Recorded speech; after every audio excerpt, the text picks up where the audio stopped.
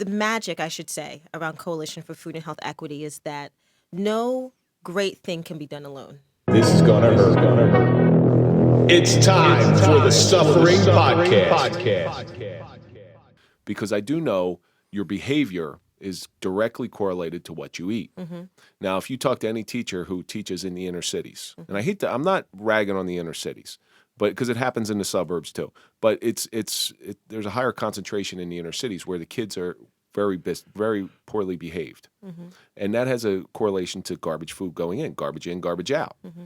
And I know, so I don't know if you ever watched that documentary, Super Size Me. Yeah, I have. So inside that, there was these little vignettes of documentaries in there, and they were talking about a reform school Mm-hmm. where they brought in an outside company to provide them with healthier food. Mm-hmm.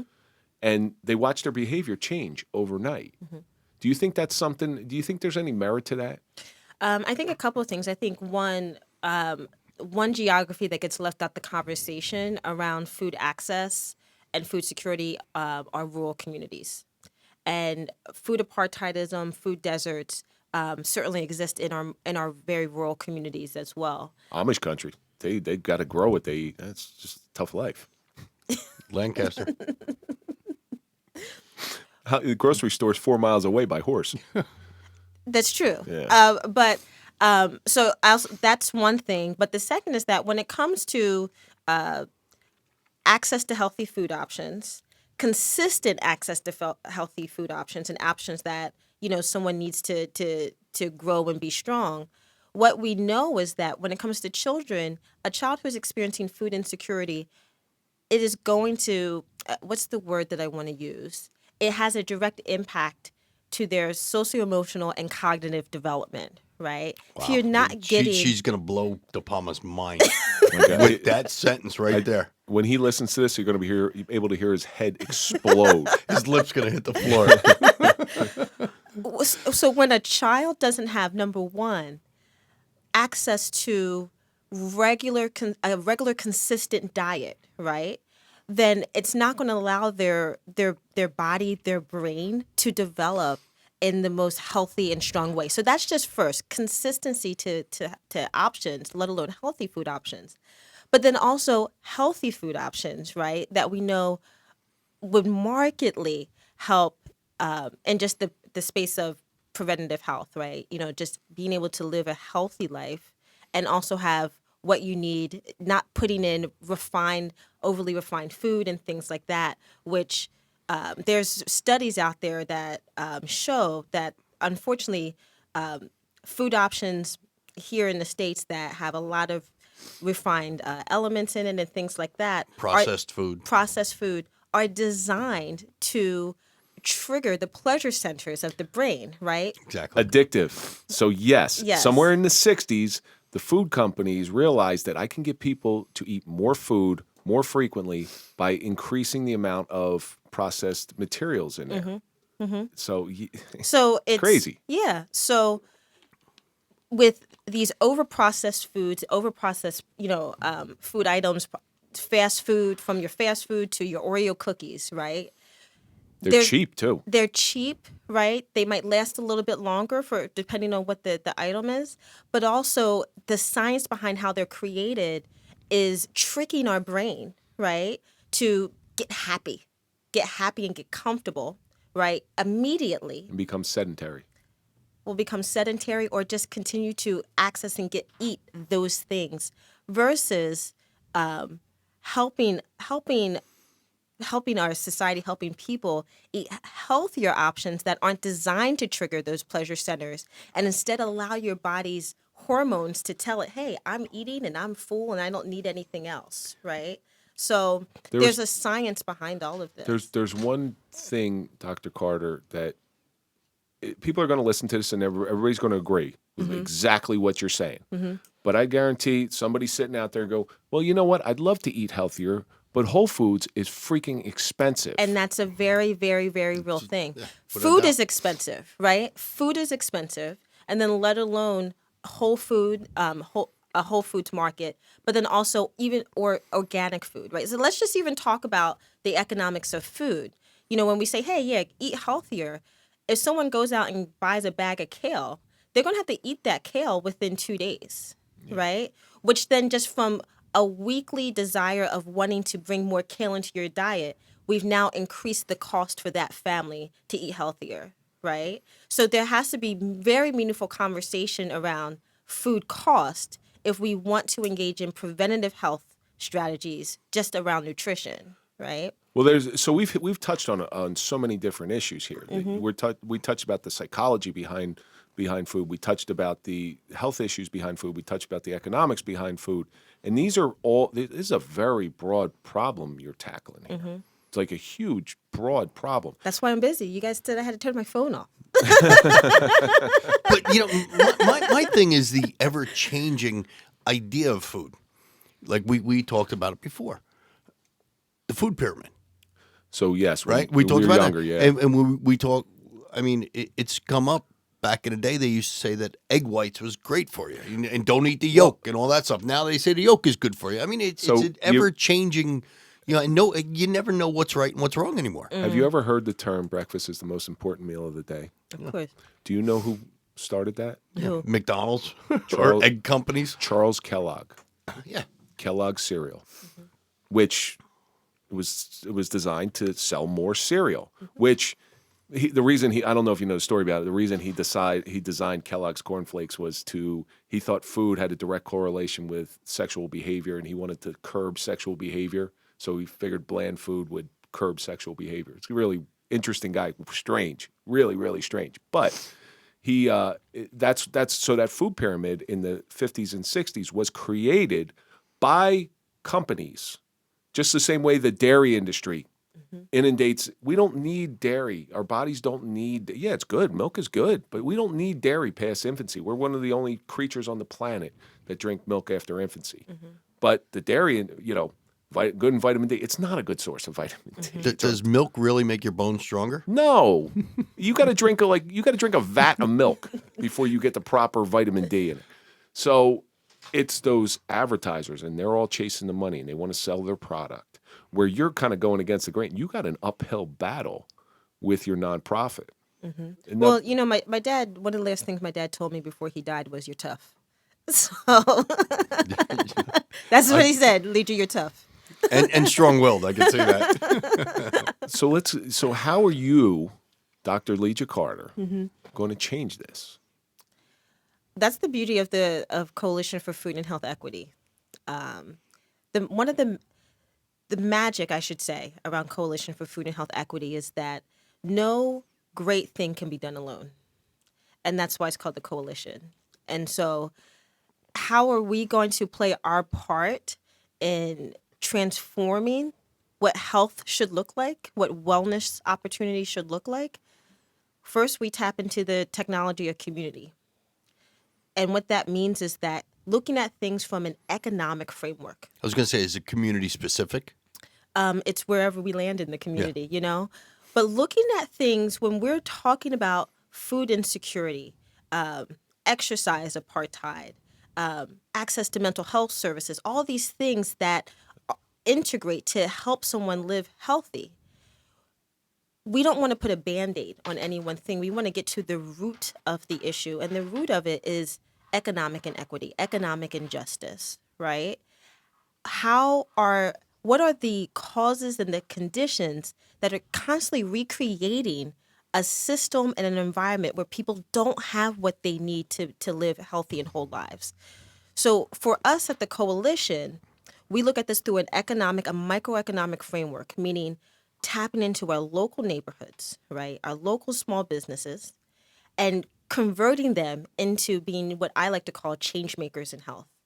Telling a small business owner, you're an entrepreneur, you've got this cafe or you've got this studio, whatever, but how about we bring you into a culture or a community of helping to transform what health looks like even in your block, right? So we work with local small businesses and have them come in to be change makers and help with us to help then connect particularly with restaurants, the healthy food that is on their menu, right? Well, McDonald's did that. They put a salad on their menu. Yeah. Do you know the only two things on the McDonald's menu that don't have sugar are the McNuggets and the fries? But see, this is not about having one option, right? Because for us, we're addressing one of the things we're addressing is food insecurity, and we see there's a whole population of folks that don't have what they need every day to live a healthy life or to have the food that they need regularly, right? And so one one aspect of the work that we do is we say, hey, let's work with our small businesses, our local restaurants. They create pretty much menus that we approve. We work with our nutritionists that we approve, that then are delivered to the doorsteps of anyone that's enrolled in our free meal subscription program. So that way they have access and they're getting healthy food options, healthy pre-made food options from a local restaurant that's also catered to their medical needs. And that's the thing here, because yeah, we could just throw salad, right, to everyone or brown rice or whatever.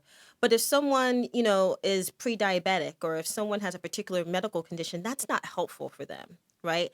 And that's also when we're getting to, like, what does true equity look like? It looks like giving people what they need in the way in which they need it, right? Now, one of our other programs, we say, let's take it a bit further, right? And try to make food and wellness services a corner, like on your corner option. And so with our community fridges that we have and other things that we're doing with our community fridges, it then invites folks to say, look, you could enroll in our program. We deliver those meals to you, or you can go to one of our refrigerators and take what you want without any questions. No questions asked. Just take what you want. Tell me right? where these are. I'm going. Is there any in the Sounds- Pompton Plains area? Sounds delicious. We have 4 right now. We have one in St. Luke's Church. We're launching tomorrow. St. Luke's Baptist Church in Paterson, New Jersey. We have one in Mount Pilgrim Church's Food Pantry in Passaic. We have one at NJCRI in Newark in their Crossroads facility, which is a drop-in facility for folks, particularly folks experiencing homelessness, to come in and get a variety of services. And now they can come and get healthy food options. So, And then Kev, also in Jersey City at Hudson Pride Center. On December 24th, we'll be in Patterson. We're going to stop by. Maybe We've got to stop get that by. address for you. You should come with us. It is at 269 Fair Street. Write that down. Yeah, 269 Fair. 269 Fair. At I'm just gonna. St. I'm gonna Luke- tell Blue Magazine stop there when we're giving our at presents. St. Luke Baptist Church's food pantry, food and giving pantry. And so for us, the magic behind what we do is, hey, we certainly could make healthy pre-made meals and deliver it or give it to folks or just give salads to everyone. But one, we need to tap into the local microeconomy, our local businesses, help them build their capacity, help them kind of reinvest back into the community, right, financially, while also then providing a diversity of food options for folks that are enrolled in our program. By doing this, and then we also partner with community agencies and things. By doing this, we are kind of reshaping what community looks like through an economic framework, right? Because I could make a bunch of macaroni and cheese or something like from my house, but how is that helping the local economy? So we have to kind of pump resources, financial resources, into the local economy, so that way it begins to kind of build up in that capacity in that way, while also addressing food insecurity for someone who's in immediate need. Well, how Don't tell me mac and cheese is bad, because that's one of my That's one favorites. of the worst things ever. I'm not going to quiet. pass judgment. How do you build a framework of sustainability around these healthy options? Yes, it's great that people can go in there and get a healthy food option, because I love that. It's all about making good choices. You can make good choices in these pharmacies and CVS and Walgreens. You can go in there and instead of the Snickers bar, you grab a bag of nuts or something. It's a better choice. It might not be the best choice, but it's a better choice. How do you create a sustainable mindset with these folks? Do you educate them? Do you tell them, look, just eat this food and tell me how you feel? Does it feel better? What's your plan on that?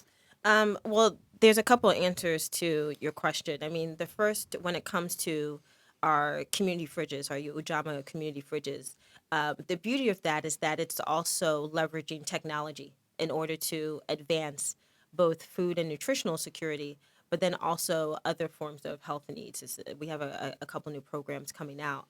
But within the refrigerators are super cool. They're basically a big computer. And all the food items that are placed in that refrigerator have digital tags on them that the refrigerator sensors pick up. that information goes to the front of the kiosk that's on that refrigerator, as well as to an open website. So folks can kind of surf and shop the fridge and learn specifically about what are the nutritional components of the food items in that refrigerator. But they can also go to the open website and say, hey, there's a refrigerator close by to me and I am gluten free, right? And they can look at all the gluten free options that are currently in that fridge that we just restocked, currently in that fridge, to really learn more about it. When it comes to our Hunger Project, a lot of different things. I mean, our Hunger Project program really provides much more custom pre-made meals to folks enrolled. And so when we're learning about the client and then being responsive to the client's needs and how we dispatch meals to them weekly. So that's one. Many clients are referred to us from their doctors, from another social service agency. So there is hey, I heard about your program, and, maybe I'm diabetic or pre-diabetic. I'm also experiencing food insecurity and maybe housing insecurity or something like that. But I want to be able to eat better, but I can't afford it. And so what our program does is help alleviate many of those challenges. It provides you that healthy food option that you need to individuals enrolled, and also addresses that food insecurity and that nutritional insecurity. So folks they have access to the menu of food items and the nutritional components in those food items. Going into 2023, we will be bringing on a nutrition educator that can work with individuals within our program, even if it's just to help them learn a little bit more about what they're eating, and if they might have the resources to maybe replicate some of the foods that they're eating. Because what I found, especially people of lower economic status, they want to give their kids the best. Like the parents especially, they want to give their kids the best, to give them that little leg up in But life. they don't have the means to do it. Correct. Or they don't have the education to do it. It's one or the other. They don't have the economic ability or I think things education. can be a both, right? I think that, but education is a very big, broad idea, right? The more that you know, at least me, I tell people all the time, I have 4 degrees, and the more educated I've become, the more I realize I don't know, right? That's what education is. It's realizing you The don't. more you learn, the more you don't. Exactly. The more you learn, the more you know you don't know. That's exactly. That's You're like, Socrates. yeah, and so Socrates said, the only thing that you should learn in this life is that you know nothing. But I say that to say that when we say education, that's such a kind of like monolithic big term, because someone could know a reasonable amount about one particular thing when it comes to food and nutrition, and not something else, right? And so it's really about what do folks need and what might they not have the resources and access to be able to do the things for them, right? And yes, certainly even access to like something around, like, what's a good salad to eat for me, or if someone is diabetic or pre-diabetic, what is a diet that they should adopt. Even knowing where they can find that information in order to read it and to learn is also a barrier for many folks. Well, that's something important with those kiosks that you were telling me about. They have access to that information. It's their choice whether they choose to use it, but at least it's available to them. You're putting it in front of their face. And what we've found with our refrigerators is that, I'll give you an example. At one of our refrigerated locations, an individual said, they had been wanting to move to more of a meatless diet, go vegetarian or vegan, and they also are experiencing homelessness, and so Vegan homeless person. Wow, that might be a first I've ever heard that. It's not the first that I have. It's the first I've ever heard that. I'm not kidding you. Definitely not the first. We have many folks who are unhoused or homeless who are vegetarian or vegan, and because of the programming that we do through our Hunger Project in Ujama, we can provide them the type of meals that are reasonable and necessary for how they eat. So regardless of the other struggles that they're experiencing, they can, at least if they're a vegan, then we will make you vegan food. If you're vegetarian food, all the things. It shouldn't be that because you're experiencing one thing, you have to automatically experience something else, right? Even though we're trying to work to, help dismantle these other areas of challenge. But in any case, This story that this individual said, yeah, I'm trying to go meatless, and didn't have access to food options to be able to do that because he wanted to live healthier. And he said, now that we have the refrigerator, he comes there, in the morning for breakfast, gets his vegan gluten-free oats, and then lunch gets his vegan vegetarian options. And so it's allowing him in a way that is dignified, that is caring, and on his terms, eat in the way that it's good and right, while also tackling the other challenges that they're experiencing. That's the other thing with Coalition, is that we believe in dignity and care, that everything that we do, the messaging, the branding, how we place things, we want it to be wrapped in care and love, right? We don't believe, hey, I'm just going to throw some, a canned good at you or something like that. We want to say, okay, what do you like to eat, right? What is good for you? And let's package it also. The delivery of our meals are packaged with love, right? So we want, at the end of the day, people to know that there's at least one organization out there that cares for them. And food is one way, amongst other ways, that we show how we care. I think dignity is a good word when it comes to this too. People, they don't want to. They may be overweight, and they don't want someone to tell them how to eat, and it's almost, I don't want to say against their dignity, but they're almost afraid to come out and say, I don't know how to eat right. But also think about how the messaging around body, right? That if your body doesn't look a particular way, or if it's not a certain type, then Like that. I just got to point to poor diet makes increases hair loss. That's why I got a hat on. Yeah. But even the messaging and the narratives and the larger discourse around, that the ideal body type should look a certain way, right? For men, Body or shaming. for body shaming, right? And then let alone, wanting to support someone who is overweight or obese. This layer, the psychology around just how they might have experienced their body, people speaking to them, right? The stigma around that is a huge barrier, to helping folks engage in the type of helpful activities that could be good and right for them. So it's not just about, okay, eat this or exercise in this way. It's also peeling back the internal stories that they have from various different forms of stereotypes and things that might also impact them wanting to engage, let's just say, in physical activity, If somebody wanted to get involved in your organization, in the Coalition for Food and Health Equity, I get those two mixed up, food and health equity. How can we find you? Well, you can first go to our website, www.coalitionequity.org. You could visit us on Instagram at coalition_equity. Or you can visit our Ujamaa Cafe, which is our community refrigerators, at Ujamaa, spelled Ujamaa, Cafe, on Instagram. And you also have a gala coming up. We have a huge gala coming up called the Love and Equity Gala. It is our annual gala to support and help sustain all the work that we're doing. And so this February 14th, the Day of Love. Next week. That's going to be next week. The Day of Love.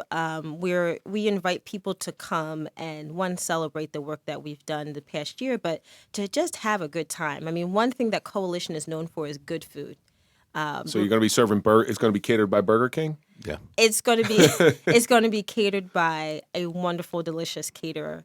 And so come out, eat well. Support a great cause. But it's more than that. It's also being in community with people who are doing purpose-driven work. That's the beauty of our gala, is that you're supporting us, but when you come into our gala, you literally can turn to your right or left, and there's somebody doing some amazingly dope-ass work, too. And so, where is this gala, and how could people find tickets to it? Or the gala will be held at White Eagle Hall in Jersey City. You can go to loveandequity.org, which is our gala website. You can always just, again, go to our main page on coalitionequity.org. That'll take you to our gala as well to purchase tickets. Or you can just donate, or you can sponsor tickets for someone who can't afford the gala to come and join us. You also have social media presence as well. You want to give that out? Dr. Leeja. Yeah, I mean, Dr. Leeja. People can follow me and follow my adventures at Dr. Leeja on Instagram. So just a quick note for the audience out there. That is how we came across Dr. Leeja. Dr. Leeja, I noticed all at once, followed all our pages. Followed all. Well, Mike told me to. Mike told you. Followed all our pages, and I'm like, and that usually makes me note. I'm like, she usually says okay. hashtag Mike's Army also. So then I she heard episode 9. Yeah. Prairie Fire. Then I heard talk to Mike, and I go, Mike, because I saw it was Jersey City, and I go, Mike, who's Dr. Leeja Carter? And he tells me all about you. And then I get in contact with you, and here you are. Mm-hmm. You really got an uphill battle, and your suffering is not over by any means. Mm-hmm. But going through what you did and trying your best to make your imprint on this world and leave this world a better place than you left it, what do you think the suffering of this journey has taught you? Well, first I want to say I've been suffering my entire life. I have a very interesting background and childhood experience. The beauty of suffering is that, one, the lessons that you learn through struggle are priceless, that you can't get from a textbook, you can't get from a lecture. But for me, my journey with suffering and with really trying to build up this nonprofit and the work that we do is this beautiful divine resilience that is experienced on the other side of that. And so it's through suffering are the lessons and the teachings of how to be resilient, how to persevere, and that anything that is meaningful in life and purposeful in life will always be tough. So yeah. You're hired. Kev, I was going to say, I know we're wrapping this up, but I can honestly say I think the world needs more people like Dr. Carter. Absolutely. She's so animated and so into what she's doing, and you're doing great disgusting. work. It really is. It makes me hate myself. No. I mean, you really are. You're into what you're doing great work. Mm-hmm. And you are so adamant about it, mm-hmm. and it's just, and you always you had a smile on your face the whole time you were here, and it's you could just tell your love for what you're doing. Mm-hmm. I mean, what's not the love? I mean, when you know that one of the reasons why I left academia was because I couldn't really see the full impact of what I was doing, and with Coalition and with the community-based work that I do, there is an immediate impact that happens by the decision that you make, that I make every moment in the day, which means that I am much more mindful about how I move in this world, because me doing what I do impacts so many other people and their ability to live well, right? But second to that, we have so many clients that call in and just say, you're helping me eat healthier. We have 80-year-old clients and 70-year-old clients literally that call in and they're like, Dr. Lee, they call me Dr. Lee. I'm able to manage my diabetes because of your program. I'm able to eat healthier because of your program. I'm learning. We had one client who we have overnight oats as our breakfast option. And when our funding ran out one day, last year, he called up and he said, I love those overnight oats so much. I tried to make it myself. He said they didn't come out as good, but I tried. And I'm like, just the exposure to something. At least he tried. The exposure to something healthy, the exposure to these options, right? And then the way that we deliver it, making sure that it is in line with what our clients want. What is there not to smile about? You're doing God's work. You're changing people's lives. Yeah. What is there not to smile about? So. Well, I certainly appreciate what you're doing, and I thank absolutely. you so much for coming in here and talking about it. Mm-hmm. And I look forward to hearing some great things from you in the future. Once you're here, you're always family. We're always behind you. We'll always plug whatever you need to have plugged, and we look forward to great things. Cool beans. From you. Yeah, you're a family now, so always we expect you to be at all of our events. We'll come to all of your events, and I'd love to go to the gala. I really want to go to the gala. I don't know. You would have a terrific time at the gala. At least I'll be able to eat something, because every place I go, I can't eat anything because I'm gluten-free. No, you will be well fed at the gala. We pride ourselves on the food, on the catering, on all the vibes. Yeah. That's going to do it for this episode of the Suffering Podcast. And as always, let's think about all the stuff that we learned. Let's meet halfway in changing the system. The face of inequity comes in many forms. Poor diet has a litany of side effects. Provide what people need to thrive, not only to survive, but most importantly, dignify those you can and engage in purpose-driven work. That's going to do it for this episode of the Suffering Podcast. Don't forget to follow us on social media. Instagram, Facebook, TikTok. Follow Mike at Mike_Failace. Follow me at Real Kevin Donaldson. Don't forget, you can always listen before you watch. All our episodes come out on Sunday at 4 a.m. And don't forget to visit popple.com for a nice 20% discount. Put in TSP20 for a nice digital business card. And we're going to see you on the next episode of Suffering Podcast.